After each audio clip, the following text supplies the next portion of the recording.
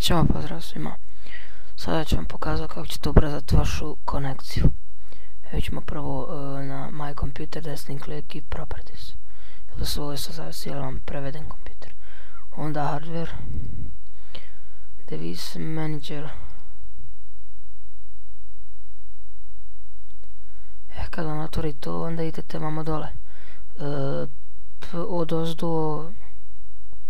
ozdo 5, piše port u zagradi comp and tako dalje.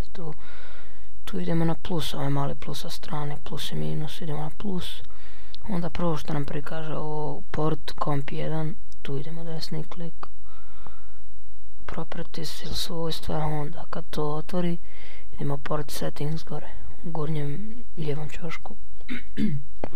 Onda bits, piše per second, tu ćemo stati maksimalno.